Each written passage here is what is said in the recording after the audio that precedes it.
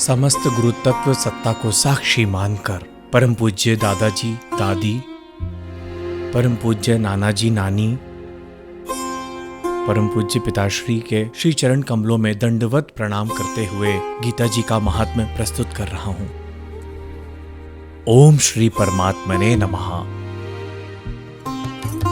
श्री गीता जी की महिमा। वास्तव में श्रीमद् भगवद गीता का महात्म्य वाणी द्वारा वर्णन करने के लिए किसी की भी सामर्थ्य नहीं है, क्योंकि यह एक परम रहस्यमय ग्रंथ है। इसमें संपूर्ण वेदों का सार संग्रह किया गया है। इसकी संस्कृत इतनी सुंदर और सरल है कि थोड़ा अभ्यास करने से मनुष्य उसको सहज ही समझ सकता है, परंतु इसका आशय इतना गंभीर है कि आजीवन निरंतर अभ्यास करते रहने पर भी उसका अंत नहीं आता। प्रतिदिन नए नए भाव उत्पन्न होते रहते हैं। इससे यह सदैव नवीन बना रहता है एवं एकाग्र चित्त होकर श्रद्धा भक्ति सहित विचार करने से इसके पद पद में परम रहस्य भरा हुआ प्रत्यक्ष प्रतीत होता है। श्री भगवान के गुण, प्रभाव और मर्म का वर्णन जिस प्रकार इस गीता शास्त्र में किया गया है, वैसा अन्य ग्रंथों में मिलना कठिन है, क्योंकि प्रायः ग्रंथों में कुछ न कुछ सांसारिक विषय मिला रहता है। श्री भगवान ने श्रीमद् भगवद गीता रूप एक ऐसा अनुपमेय शास्त्र कहा है जिसमें एक भी शब्द सदुपदेश से खाली नहीं है। श्री वेद व्यास जी ने महाभारत में गीता जी का वर्णन करने के उपरांत कहा है, गीता सुगीता कर्तव्या किमन्यः शास्त्र विस्तरः या स्वयं पद्मनाभस्य मुख पद्माद्विनीः स्मृता।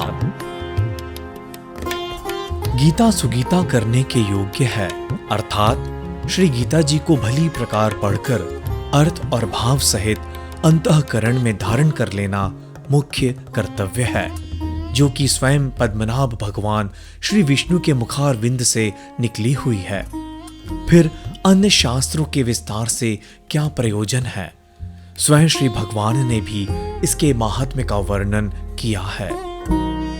इस गीता शास्त्र में मनुष्य मात्र का अधिकार है, चाहे वह किसी भी वर्ण अथवा आश्रम में स्थित हो, परंतु भगवान में श्रद्धालु और भक्ति युक्त अवश्य होना चाहिए, क्योंकि श्री भगवान ने अपने भक्तों में ही इसका प्रचार करने के लिए आज्ञा दी है, तथा यह भी कहा है, कोई भी वर्ण और पाप योनि भी मेरे परायण होकर परम गति को प्राप्त होते हैं। अपने अपने स्वाभाविक कर्मों द्वारा मेरी पूजा करके मनुष्य परम सिद्धि को प्राप्त होते हैं। इन सब पर विचार करने से ही ज्ञात होता है कि परमात्मा की प्राप्ति में सभी का समान अधिकार है।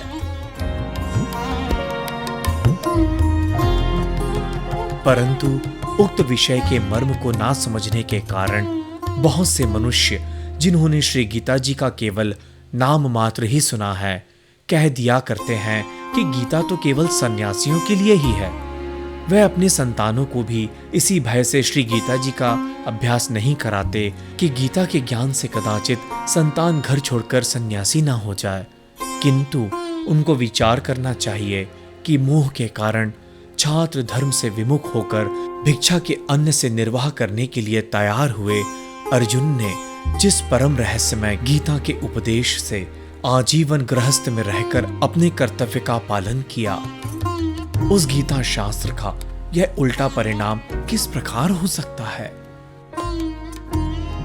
अतएव कल्याण की इच्छा वाले मनुष्यों को उचित है कि मोह का त्याग कर अतिशय श्रद्धा भक्ति पूर्वक अपनी संतानों को अर्थ और भाव के सहित श्री गीता जी का अध्ययन कराएं एवं स्वयं भी इसका पठन और मनन करते हुए श्री भगवान की आज्ञानुसार साधन करने में तत्पर हो जाएं, क्योंकि अति दुर्लभ मनुष्य शरीर को प्राप्त होकर अपने अमूल्य समय का एक क्षण भी दुख मूलक क्षण भंगुर भोगों के भोग में नष्ट करना उचित नहीं है।